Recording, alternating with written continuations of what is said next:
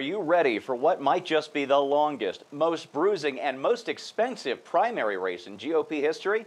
Well, even if you are, it didn't have to be that way. I'm Steve Green. This is Trifecta, and here to explore once again if the GOP has found an all-new way to earn the title, the Stupid Party, my friends Bill Whittle and Scott Ott.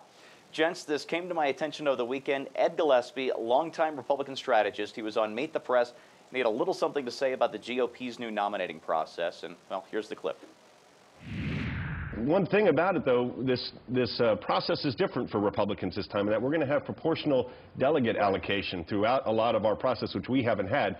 There's not going to be much incentive for Michelle Bachmann or Rick Santorum or Rick Perry or Ron Paul to drop, because they'll be likely accruing delegates along the way.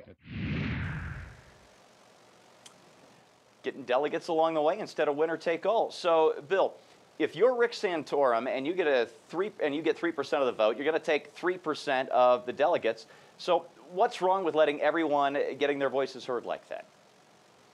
Well, there are some problems with the primary changes that are coming up. You may talk about them in a minute, but after some reflection, I didn't like the idea at first, but after some reflection, I found out I did. And here's why. The whole primary system is a relatively new invention. We used to have a GOP convention. Remember those days? You'd go to the convention, and the nominee was determined by votes of delegates at the convention. Nowadays, a convention's just a coronation. Well, what's the problem with that? In the old days, what it meant was if somebody like Ron Paul could bring a substantial amount of delegates to the table, then the eventual nominee would have to make a deal with Ron Paul.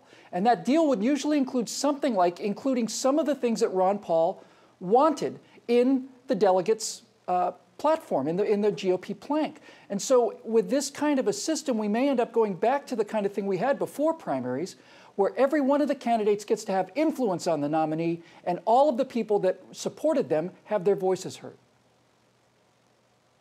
All right, I'm going to disagree with you on this one, but we're going to get back into that one in a minute. Scott, your state, Pennsylvania, has gone proportionate, and I think you are privy to some of the insidery stuff leading up to that decision. So why did your state GOP make the change? Well, actually, I don't even know what the latest is on this, but I will tell you that Bill Whittle and I had a secret conversation late last night where we decided to gang up on you on this show and disagree with you, because I'm going to disagree with you as well. The reason why, by the way, our Pennsylvania GOP chairman wants he wants to keep it a winner-take-all, because he thinks that Pennsylvania is a battleground state, and he wants candidates to visit Pennsylvania and to campaign heavily in Pennsylvania. However, he also has to acknowledge that Pennsylvania has lost 5 of the last 5 presidential contests. And so, you know, that to me doesn't look like a battleground. It looks like a loser ground. And we'll get into more detail on why I'm against you vigorously in a minute. Okay. Bill, you kind of answered my second question the first time around. So instead, let me ask you what I asked Scott. Would you prefer California to go to this proportionate system? Do you think it'd be better for the voters in your state? On reflection, I absolutely do, because you know, last time around, I didn't get to vote for my candidate. I wanted Thompson, and he wasn't on the ballot when we got to vote. We're last or second to last or something like that. I would like to have had a chance to vote for the guy. I'd like to have had a chance to throw my voice into the mix, and I was left with Romney or Huckabee and what's his name, the nominee.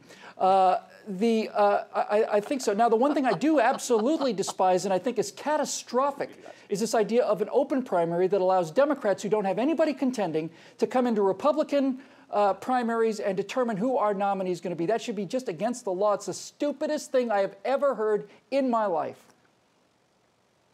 And Bill has heard a lot of stupid stuff. That's Bill Whittle, host of Afterburner and 1/3 of Clavin, Whittle, and you.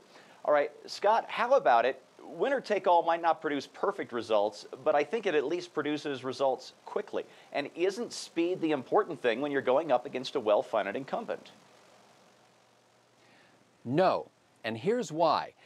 I believe in something my friend Wayne likes to call free market politics. And the purpose of that is not to narrow the field and marshal our resources as rapidly as possible. That whole concept is based on a limited pie view of life, that there's only so much political money out there, and if we blow it all in a vigorous primary contest, we won't have any left for the general. That's not true. When you give individuals a legitimate choice, like Bill was talking about, when they really have a voice in selecting the nominee, then when the fall campaign comes around, they are with you. They are stockholders. They are stakeholders, and they will pony up the resources that it takes. The people want an authentic process where they feel they really had a voice. That's why this winner-take-all thing is not that important, and I like the idea of a Rick Santorum coming into a convention with some chips to bargain away. All right. That's Scott Ott, host of Freedom's Charter and PJ Newsbreak. I think he's knocked me off my perch as the hardest working host at PJ TV. Now, let me tell you why Scott and Bill are both wrong. Folks, you know, the Democrats have been using proportionate delegates for more than 40 years now, and out of their contested primaries since then, that's given them Hubert Humphrey, George McGovern, Jimmy Carter twice, Walter Mondale, Michael Dukakis, Bill Clinton, Al Gore, John Kerry, and Barack Obama. And out of the of those 8 who actually managed to go on to win an election, one of them could barely even beat Gerald Ford after he pardoned Nixon, and only one managed to get himself reelected after his term. And you know what? Now the GOP is going to a system just like the Democrats have. So good luck with that, fellas. You're going to need it. For Bill Whittle, Scott Ott, and everyone here at PJ TV, I'm Steve Green.